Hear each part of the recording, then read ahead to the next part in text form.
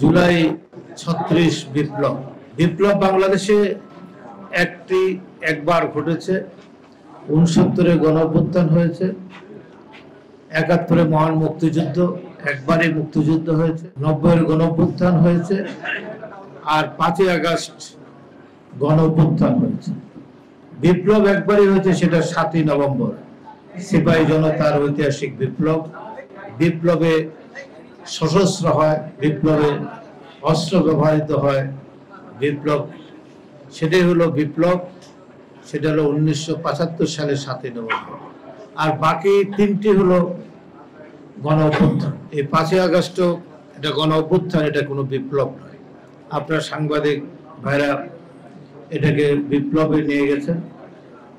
অতএব আজকের এই আলোচনারা ৫ই আগস্ট যদি না হতো তাহলে আমরা এখানে আজকে বসতে পারতাম না, এটা সত্য কথা। এবং এই প্রায় ১০,০০০ লোক এই ৩৬ দিনে বাংলাদেশে গুলিবিদ্ধ হয়েছেন, আহত হয়েছেন, পঙ্গু হয়েছেন, ১৪০০ লোক জীবন দিয়েছেন, শহীদ হয়েছেন।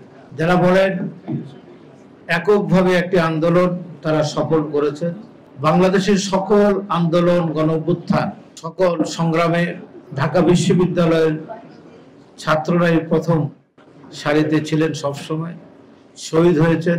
৬৯-এর গণঅভ্যুত্থানে, ৯০-এর গণঅভ্যুত্থানে, এবারকার এই ৩৬ জুলাই বিপ্লব বলেন ওনারা, এই গণঅভ্যুত্থানে ঢাকা বিশ্ববিদ্যালয়ের আমার কোনো ভাই শহীদ হওয়ার সৌভাগ্য হয়নি। শহীদ হয়েছেন ১৭৪ জন। বিভিন্ন বেসরকারি বিশ্ববিদ্যালয়ের, স্কুল, কলেজের ছাত্ররা এই জুলাইয়ের ১ তারিখ থেকে ৫ই আগস্ট পর্যন্ত তারা জীবন দিয়েছেন এবং তাদের এই ছাত্র ভাইদের জীবনের ত্যাগের বিনিময়ে এই অভ্যুত্থানটি ঘটেছে। যারা এই গণ অভ্যুত্থানের মহানায়ক বলে দাবি করেন, আমরা তাদেরকে সম্মান করি, কিন্তু তারা একটা সময় এই আপনার কোটা আন্দোলনের নেতারা তারা হোম মিনিস্টারের বাসায়, আইনমন্ত্রীর বাসায়, বিভিন্ন মন্ত্রীর বাসায় শেষ পর্যন্ত তারা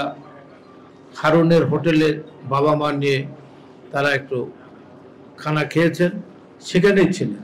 এর মধ্য দিয়ে ৫ই আগস্টের গণঅভ্যুত্থানটি সংগঠিত হয়ে গেল। যেই আন্দোলনটি ব্র্যাক বিশ্ববিদ্যালয়, এআইবি থেকে ইস্ট ওয়েস্ট বিশ্ববিদ্যালয়, নর্থ সাউথ বিশ্ববিদ্যালয়, এই বেসরকারি বিশ্ববিদ্যালয়, এই রামপুরা থেকে শুরু করে ৩০০ ফিট থেকে শুরু ১০০ ফিট এবং ওদিকে উত্তরা, মিরপুর, এই সমস্ত জায়গার ছেলেরা, তারপরে আপনার ডেমরা, যে আন্দোলনটি, সমস্ত এই ১৪০০ লোকের শহীদের স্থানটি কিন্তু এখানেই তারা শাহাদাত বরণ করেছেন। তা আজকে সবাইকে আমরা সম্মান করি, সবাই নেতৃত্ব দিয়েছেন, না হলে এই আন্দোলনটি সফলকাম হতো না। আমরা এখানে বসতে পারতাম না, এখনো স্বৈরাচার বাংলাদেশের ক্ষমতায় থাকতো।